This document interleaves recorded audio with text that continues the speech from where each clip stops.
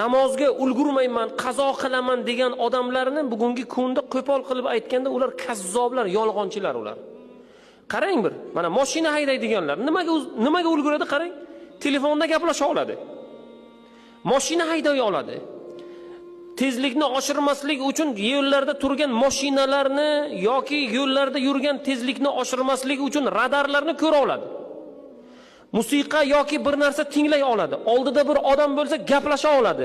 Sochini taray oladi. Hamma narsa qila oladi, ulguradi. Keyin aynan o'sha odam endi namozga ulgurmaydi-da endi. Subhanalloh. Bo'lmaydi bunday. Bu bahona, bu shaytonning vasvasasi. Qabrda banda kirganida odamlar qabrni tark etganida, munkar nakir kelganida bandaning aytadigan gapi nima?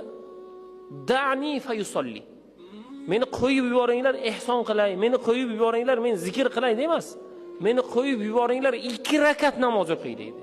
Tamom, boshqa masala yo'q. Mana hozir necha rakat o'qimoqchisiz? O'qiyvering birodar. Bu ne'mat aslida. Hozir biz hayotimizdan shikoyat qilyapmiz-ku.